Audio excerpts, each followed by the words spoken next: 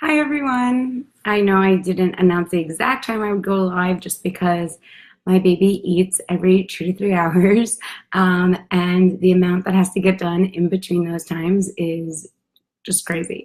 So I can't predict, and I don't predict when that is, especially because sometimes it's less than that. But hi everyone. I hope some of you can hop on. Today I want to talk about how to set up the best weight loss goals. I'm in weight loss mode with you, so I want to share some of my insights on why I stayed the same weight in the past 2 days and how I plan on changing that.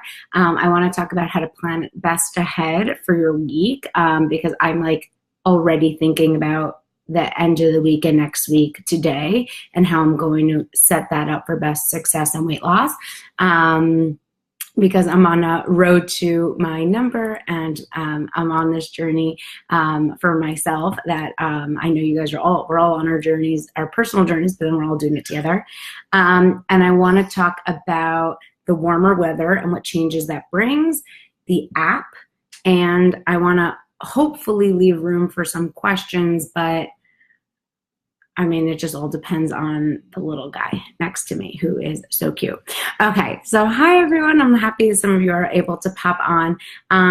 First things first, how to set up your best weight loss goals. So I always want you to be thinking 2 pounds at a time. Like right now, I am my weight, but like I think more about the number 2 pounds less than I am than I do about this number. Like this number is like irrelevant to me because my whole focus is on like RT, like my road to 2 pounds less and how I'm going to stay focused on that because we're constantly progressing. We're constantly moving. So one thing is I always want you to be thinking 2 pounds at a time and then always think about your weight minus 2 pounds and just keep that number in your mind because in order to get to that weight, you have to eat like that weight, right? So a lot of people are like, my weight stayed the same. Well, that's because if nothing changes, nothing changes. If you went from 190 last month to 180 this month, you now want to be eating like someone who's 175, which could mean very similarly. It could mean a little more diligent with your tracker. It could mean a little more veggies, more water, maybe leaner proteins, maybe a little less FFCs. Maybe you don't need the snack anymore. You're just not that hungry for it or you don't feel like you need it. Like it's constantly taking tweaks. It's always tweaks. It's always learning. When people tell me they're frustrated, I just laugh because you have to have an open mind. Like there is no perfect. A lot of people are like, I'm following the program perfectly, and there is no perfect. And it makes me wonder like what you're doing. Someone wrote to me today, they had breakfast and they're starving. They had Greek yogurt and an apple. But like how much Greek yogurt? If it was only a 5-ounce container, I might also be really hungry after that. I've learned that I need a lot more protein than that to stay full between breakfast and lunch. So you have to know yourself. Maybe you need 7 ounces of Greek yogurt. Maybe you need a cup. Like you always have to make tweaks. And my weight is the same today on Tuesday as it was on Sunday. So I want to explain to you how I think about that. So one is bathroom fluctuations. So it went up yesterday and now it's back at the same because I didn't use the bathroom and then I did use the bathroom, not to get like open, but that's like, that will always factor it. I also realized I lose more weight on days that I eat more veggies at breakfast. So I am still hungry at breakfast. In addition to my Shakeology, I'm always thinking like, what should I pair with it? And I like veggies at breakfast. Like sometimes I go for this like high protein granola. It's called Julian's Bakery, like my son, Julian Bakery Pro Granola that I like. And I ate a lot throughout my pregnancy, but it's not really working for weight loss mode. So I'm kind of like done buying it and done eating it because it's just not working for me right now. So I'm no longer interested. And that's one of the coolest parts about the mindset is like we think we love these foods. We think we're comforted by food, but when we see that like every time we have them, it makes the scale go up and we're really comforted right now by weight loss and progress and success, you no longer have that same sentimental connection to those past foods. And that's the coolest part because then you no longer crave them because you are craving weight loss and progress and that element of success more. And that's how I always feel.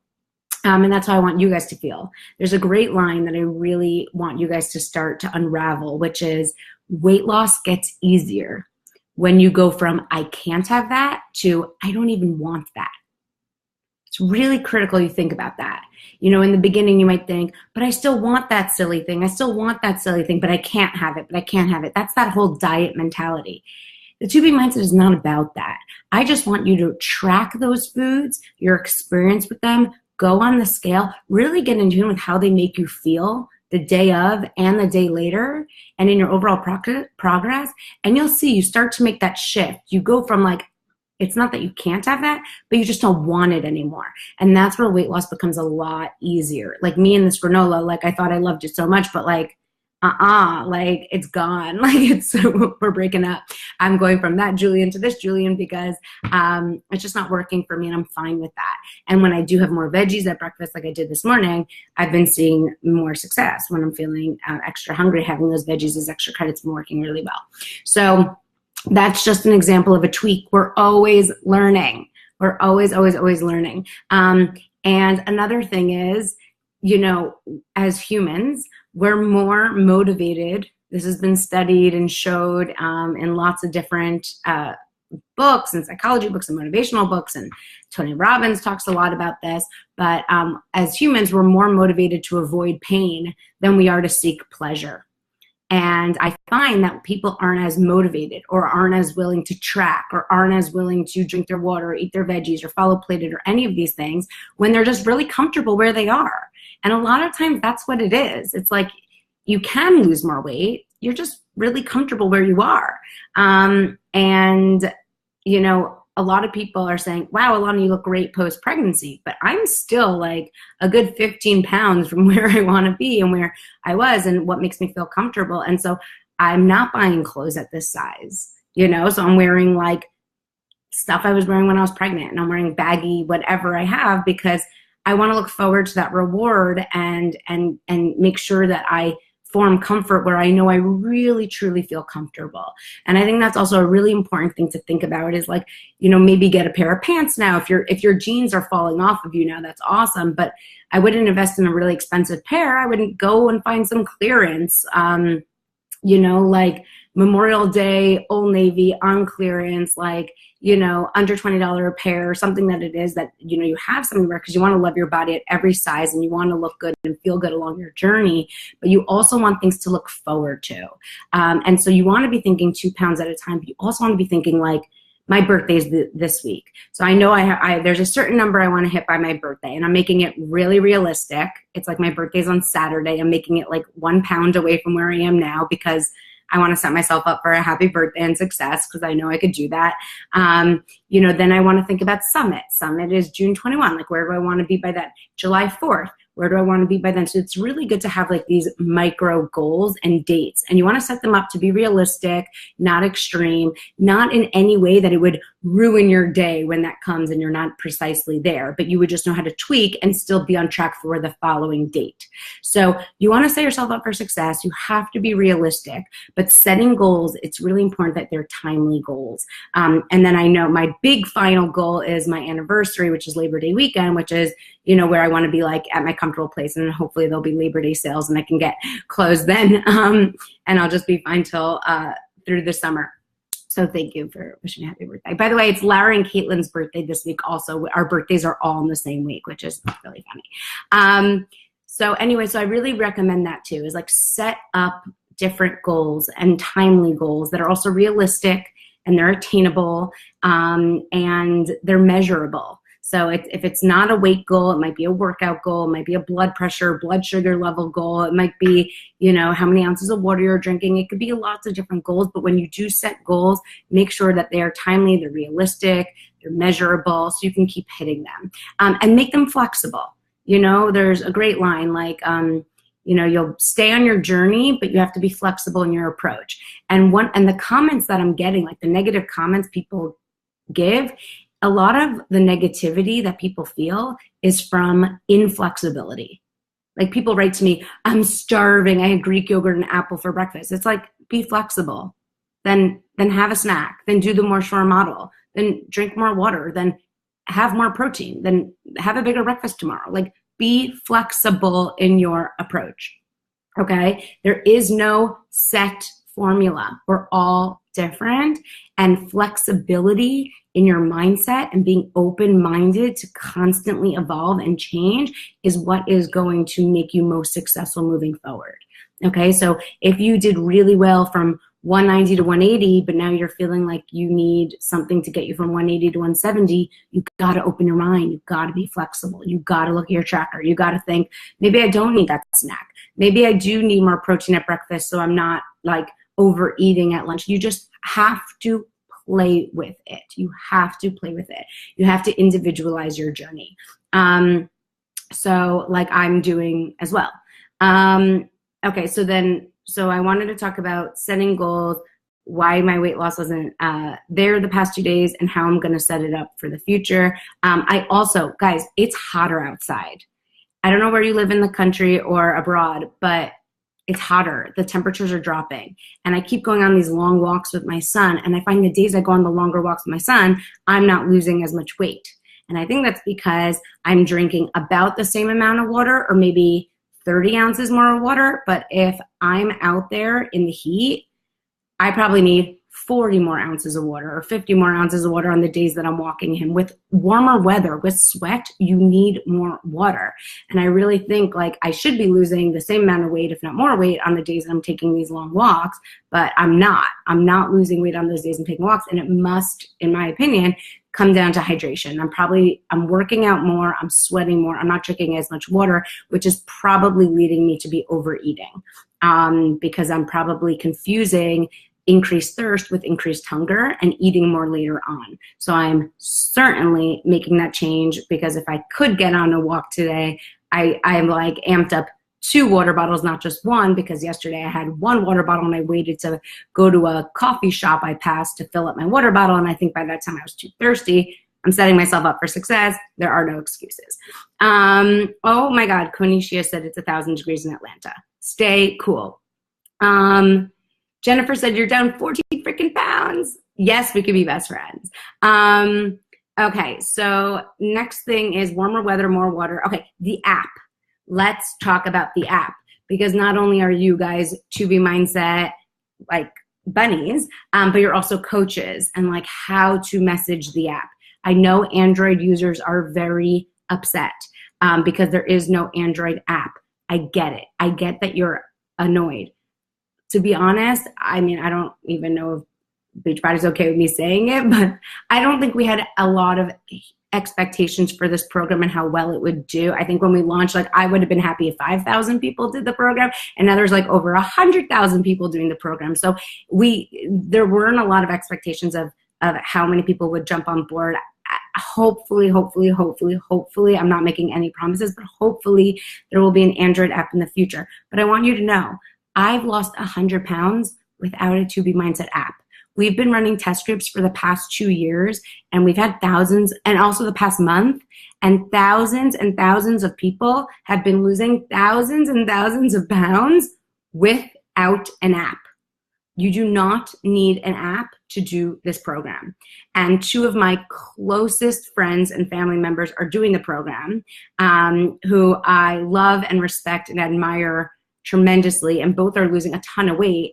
And when I was talking to them both last week about why they're most successful, both of them said their favorite part of the tracker is the mindset piece, is like more current state in the morning, and today was great because. And both of them said that that has been a critical aspect of their weight loss and positive mindset and journey, and that's not in the app.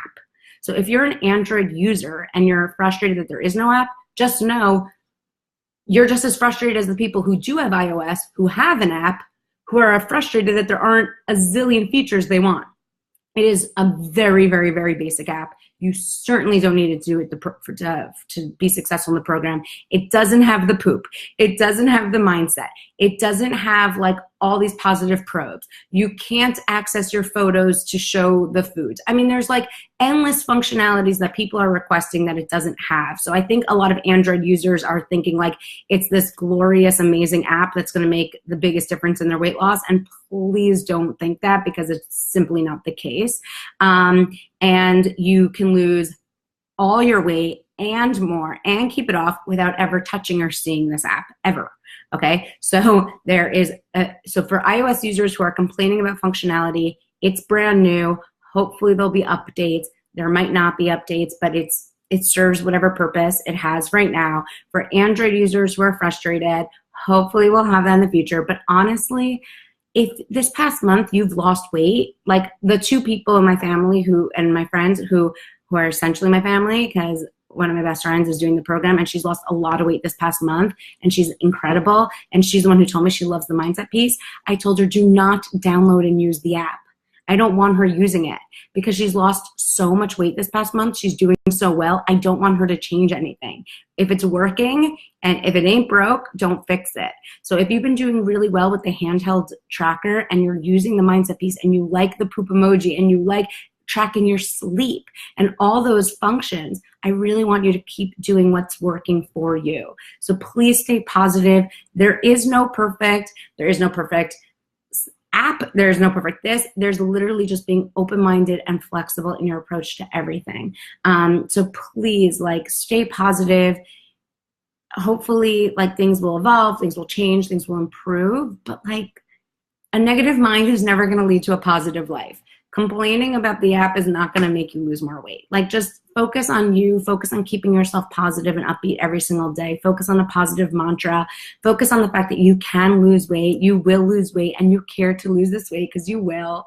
And I do too. So please, please, please, please, please stay positive. And we hear all your feedback and we understand the limitations and everything. But, you know, for right now, this is what we have, and we're going to make the most of it. As a community, as a village, as a 2B mindset world of positivity, let's just try to keep our heads up on what we do have. And the best thing is to trade in expectations for appreciations. Rather than expecting this crazy app or expecting all these functionalities, like, be appreciative of the fact that we have each other right here. We have this amazing program. We have this approach, and we have all the tools we need to keep reaching our goals and making the tweaks as needed. Okay, so I love you guys. And Jessica Turner said has an Android and she's using Google Notes. That's awesome.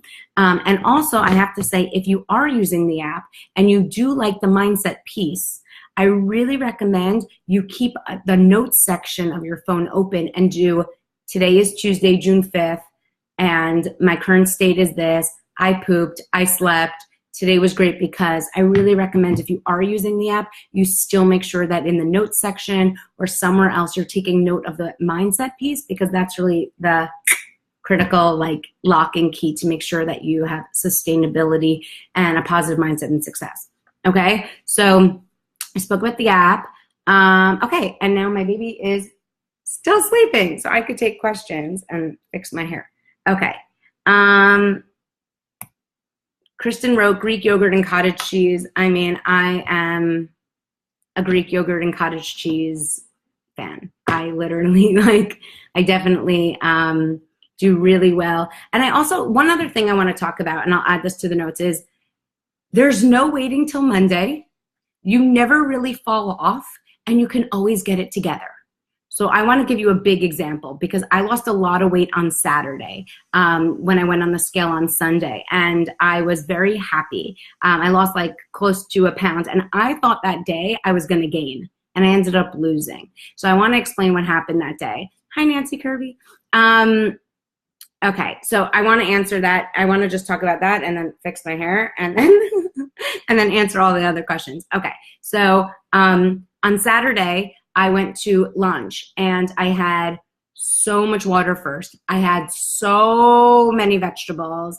But the dip and I like a lot of dip, which I posted on Instagram today. Like, I will eat like a quarter cup of dip, no problem, because I eat that many veggies. So I like a lot of dip. So I was eating the dip, but I was at someone's house and it was like a Caesar olive tapenade, like definitely high in fat. And I was eating a lot of it. I was eating tons of veggies. I was drinking tons of water. I had a piece of salmon as an appetizer, like a decent size amount of salmon as an appetizer. And I had like a chicken thigh as part of the main. And I had a small piece of whole wheat challah because I was at a meal that served challah on Saturday. And I felt which is a bread. and I felt like I was eating a lot. And then there were poppers on the table, like deep fried poppers, like wings and poppers are my absolute guilty pleasure. Like I'm a wings and poppers girl. So I just couldn't resist. Well, I could have resisted, but I decided not to. And I had like 3 deep fried poppers that were spicy and delicious and amazing. And I enjoyed them so much, but I felt like I ate a lot. Like I drank a lot. I ate like 3 plates of salad. There was coleslaw, there was cucumber salad, there was a big salad. I had the challah bread. I had big piece of salmon, big piece of chicken, and 3 poppers. Like I eat a lot more than you guys realize. I eat like several plates of food. I was very full, and I was kind of like, that stinks. I really wanted today to be a weight loss day, and I feel like I overate. But for me, it's never too late to get it together. That's one of my favorite lines. It's never too late to get your stuff together. It's just never too late. So I just spent the rest of the afternoon drinking my water. I literally just like filled up a bottle of water, refilled it, drank it, refilled it, peed, drank it, refilled it. I just drank tons of water. And I realized come later, I just wasn't hungry. Like we didn't even end dinner. We didn't even end lunch till like 2:30, and I just wasn't hungry. And I just realized I was just like so tired from the day, from being up with my baby and everything, that for dinner, I just wasn't that hungry. And I ate so much at lunch and so much protein and so many vegetables. I just wasn't hungry. So I ended up having like a Greek yogurt cup, like literally just like a 5-ounce Greek yogurt cup mixed with stevia and cinnamon. And I think I had like a few cherry tomatoes while giving my daughter dinner. And I was like done. Like that's all I had for dinner. And I went on the scale the next day and I lost weight because I had such a big filling lunch and I wasn't hungry at night. So I didn't force myself to eat much more than a yogurt and a few tomatoes, drank tons of water. I fell asleep fine. I was perfectly great. And I actually lost some weight the next day. So you can't be down on yourself. You never have to be negative. But you do want to listen to your body, because if you aren't hungry, you never have to force yourself to overeat later. So I was like really proud that I listened to my body. I drank a lot of water. I stayed positive and I saw positive results. So I want you guys to realize like there are some days you're going to feel like you overdo it and you actually lose weight. That's really cool. And for me, that was insightful because I realized like I need a lot more protein to stay full. And yesterday I feel like I didn't lose as much weight because I feel like I didn't eat enough protein at lunch. So this is how you just have to like think about it. You just have to make tweaks. Jennifer said, thank you for that. Okay. Yeah, Kathy. Yeah, Kathy said she always feels like she has to eat breakfast, lunch, and dinner, even if you're not hungry. If you're not hungry, you do not have to force yourself to eat. And yes, and Cheryl, it's never too late to get it together. You never wait till Monday. You never even wait till tomorrow. Like in a day, if you feel like you overate something, it's never too late to just track what you did, how you feel from overeating. Because if you feel like you overate, just writing down, like, I feel like I overdid it, really sets that tone and makes you not want to do it again as much. So it's never too late to learn. It's never too late to get it together and take steps in the right direction. Okay, someone asked me how I make my Shakeology so delicious. And in the cinnamon roll mousse recipe video, I show you. I only use 6 ounces of water. So I make the best Shakeology in my opinion. Lara also makes delicious Shakeologies, I have to say. But I love how I make Shakeology every day. I make it thick like a mousse. It tastes like ice cream. So first of all, another trick is wide blenders. I don't think make as creamy as shakes as narrow blenders. I have a Ninja, which is like tall and narrow. I think that makes a thicker thing. So, it's not that expensive of a blender. It's not like one of these like $500 blenders. Like you could probably get one on sale for under $100, I think. But anyway, 6 ounces of water, a few cubes of ice on the bottom, scoop of chocolate Shakeology, scoop of digestive boost. I always add the digestive boost. For me, it feels like I'm adding like that FFC. It does have extra fiber in it. It does have omega-3s. Really, I think good for breast milk. But you have to ask your doctor before having any supplement when you're breastfeeding. But for me, it's like it has flax, it has chia. These are good omega-3s. And it helps go to the bathroom. And I find it doesn't add flavor to the shake, but it does make it thick and creamy. So I do 6 ounces of water, few cubes of ice, 1 scoop of chocolate Shakeology, 1 scoop of Digestive Boost, a few ice cubes on top. That's the trick, is water and ice at the bottom and a few ice cubes on top, like 3 or 4, just to keep the powder down. And then I close it and then I blend it. And the blender works extra hard because there isn't a lot of fluid, but that's why it makes this thick and creamy, delicious shake that I look forward to so much. Okay, other questions. Oh, Hannah says she has a wide blender and her shakes are thick and creamy.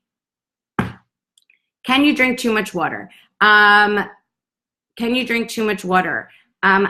I personally drink more water than like anyone realizes. I've spoken to lots of doctors. I've spoken to nephrologists, to kidney doctors. They will all tell me that it's much more concerning that people drink too little water than too much water.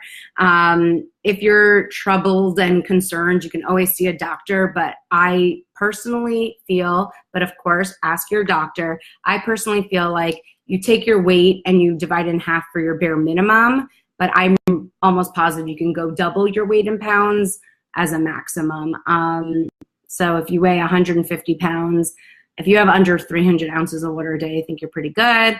But if you're concerned, you can always ask your doctor. If you're sweating profusely and you're exercising a lot, I would add an electrolyte enhancement like Hydrate, Beachbody Performance Hydrate, or a few ounces of coconut water to replenish the electrolytes lost in sweat. So you're not, because the risk of overhydration would be the loss in electrolytes. So just make sure that you replenish them as needed. If you're concerned and you're worried about drinking too much water, then don't. And go speak to your doctor if you have any concerns. But I'm not particularly concerned about people over drinking water. Most of the studies and stats of people who overdrink water is because they were sweating profusely, like the Gators, the football team in Florida, which inspired Gatorade, who were over drinking water because they were sweating profusely and they weren't properly replenishing the electrolytes lost. So most of the overhydration incidents reported are due to athletes who are profusely sweating and aren't properly rehydrating from that. But of course, if you're concerned, speak to your doctor. Always, I'm not your doctor, and no one is. So you really have to make sure that all medical questions are being individualized by, professional care. Can you count hydrate and 2B mindset? If you're exercising and sweating profusely, then track it, try it, and see how it works for you. Sabrina asked, am I going to do more recipes and videos? Hopefully. Please request. Tyra's saying boredom eating. Great question. Tyra asked about boredom eating. Stay busy. Stay busy. One of the best weight loss tips I could give you. Sleep a lot. I think sleep is one of those underpinning aspects to weight loss that you have to be aware of. More sleep, less false signs of hunger, more restfulness, less jitteriness, less fogginess, more mindful tracking, better food choices, all proven and studied, and staying busy. Stay busy. You got to stay busy. When I'm bored, I definitely eat more. I try not to be bored as much as possible. If you're bored and you're just around the house and you can't think of something to do, make a list today of a bunch of different hobbies. Learn how to sew on YouTube, go to a class, volunteer somewhere, anything. Just stay busy. And if you're bored while just like around the house and you don't want to mindlessly eat, then keep those foods out of sight, out of mind. Don't even bring them into the house. Maybe chew gum so you're not like eating while you're bored, like cleaning up the kitchen. Start reorganizing pantries. Like literally, I clean out and reorganize a different cabinet every single weekend, a different closet. Like organizing feels so productive, not destructive. Stay busy. My best tip is stay busy. Stay out of the house, especially now that it's nice out. I find if I like take a walk outside when I'm stressed, it's way better than being in my house when stressed, in terms of eating better. So whatever you can do, stay busy, don't be bored, and don't get caught in boredom eating. And a lot of the times, if you're bored while watching television, it's because you need something in your hand. So get a fidget spinner, get a stress ball, get a pet, get a baby, fill up your lap with something else so you're not mindlessly eating. Dinner and done, brush your teeth is a great tip. Okay, I've been getting this question over and over again, the night shift workers. A lot of people are night shift workers and they want to know, hold on, I want to just put in that we covered, what else did we cover today? We covered boredom, eating, and making a thick shake. I just want to add that to the notes. The other question was on night shift workers. For night shift workers, my best advice for you is don't go on the scale until it's been like 8 to 10 hours that you haven't eaten or drinking anything the same way everyone else is doing it. So if you're a night shift worker, you want to make sure you're still sleeping. And you also want to make sure that you're not eating for 24 hours. So if you get off your shift and you were eating throughout your shift for 12 hours, you shouldn't go home and like continue to eat. You should really pass out and get some sleep. You really need to get your sleep. So a lot of night shift workers like try to overdo it and overexert themselves, but then you're just going to eat all day to keep you awake. And you don't want to do that. You want to make sure that you are getting solid, at least 5 straight hours of sleep every single night if you can. So I really recommend, if you're a night shift worker and your schedule is different, if you're a breastfeeding woman like I am, you don't go on the scale until you feel like it's your dry weight, like you haven't eaten or drank in the past couple of hours, so it's more accurate. So for me, as a breastfeeding woman, like I don't go on the scale in the morning until I use the bathroom, like all the other directions, but also until I feed my baby and pump. So I'm like, I feel like I'm emptied as much as possible, and it's a more accurate weight. So that's the same advice I'd give a night shift worker.